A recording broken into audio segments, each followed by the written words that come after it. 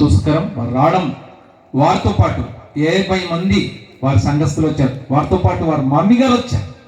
దేవునికి స్తోత్రం, హల్లెలూయా. ఈరోజు మరి మన ప్రాంతాల్లో మన సంఘాలు గమనించండి, మీ సేవకులు ఏంటన్నా పిలిస్తే 10 సార్లు చెప్తే బయలుదేరారు. కాబట్టి ఎందుకంటే మనం వారిని చూసుకుంటా మనం నేర్చుకోవాలని కూడా ప్రభు పేరు నేను కోరుతున్నాను. దైవసనలు వాక్యం అందించాలని రెవరెండ్ సిహెచ్ రాజు గారు వారికి ప్రత్యేకించి నా వందనాలు చెల్లిస్తూ సమయం వారికి ఇస్తాను.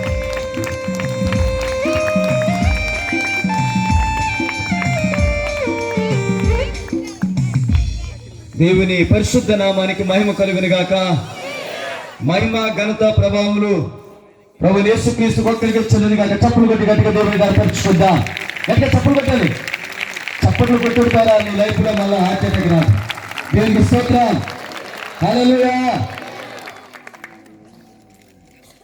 పరిశుద్ధ గ్రంథంలో ఒక 2 మాటలు ముందుగా చదివి మిమ్మల్ని ఒక ధ్యానంలోకి తీసుకెళ్తాను. ముందుగా 34వ కీర్తన 5వ వచనం, చాలా స్పీడ్గా.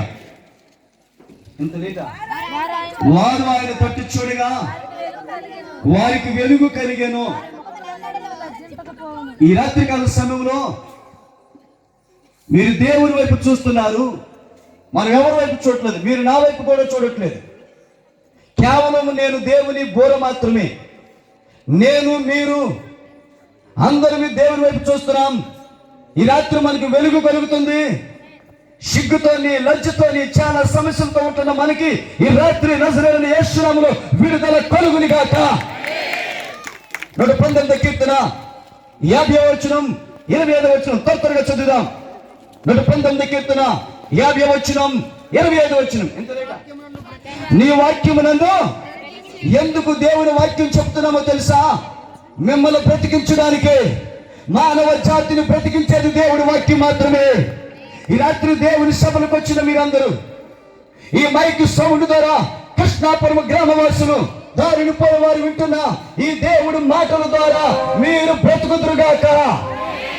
ఈ దేవుడి మాటలు మమ్మల్ని బ్రతికించునుగాక. 25వ వచనం, నా ప్రాణము మంటిని హత్తుకొనుచున్నది, నీ వాక్యం చేత నన్ను బ్రతికింపుము. నీ వాక్యము చేత. ఈ రాత్రికాల సమయంలో ఎంతమంది ఈ వాక్యాన్ని వినగలిగితే ప్రభు సేవకుడిగా ఛాలెంజ్ చేస్తున్నాను, నీవు నీ కుటుంబం నశించిపోకుండా బ్రతుకుతే దేవుడికి స్తోత్రం. నీ జీవితంలో అన్నింటినీ ఆలకించడానికి ప్రయత్నం చేశా. అన్నింటికీ చెవయజ్ఞం, అన్నింటికీ సమయం ఇచ్చావు.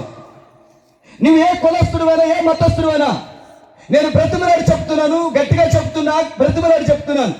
ఒక్కసారి యేసు ప్రభువు నీకు ఇష్టమున్నా లేకపోయినా, ఒకవేళ దైవ సేవకుడు రాజుగారిని నేను నీకు ఇష్టమున్నా లేకపోయినా, చల్లరావు పాస్టర్ గారు నీకు ఇష్టమున్నా లేకపోయినా, ఈ మీటింగ్ ఇష్టమున్నా లేకపోయినా, ఈ రాత్రి దయతో కొన్ని నిమిషాలు దేవుడు మాట్లాడికించు. నీవు, నీ భార్య, నీ కుటుంబం తప్పగా బ్రతుకుతారు, నశించిపోకుండా. దేవుడికి స్తోత్రం. దేవుడు వాక్యం ఎందుకు చెప్తారండి?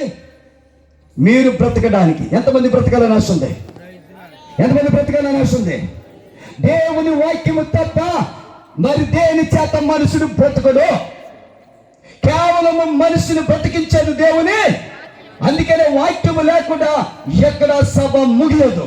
వాక్యమే ఎందుకు చెప్తారంటే మనుషుల్ని బ్రతికించడానికి, మనుషుల్ని వెలిగించడానికి, మనుషులు సిగ్గుతోను, అవమానంతో, నిందలతో, అవమానంతో వస్తున్న బిడ్డలకు విడుదలిచ్చి ఆనందాన్ని, సంతోషాన్ని ఇవ్వడానికి దేవుడు వాక్యం ప్రకటించడం జరుగుతుంది.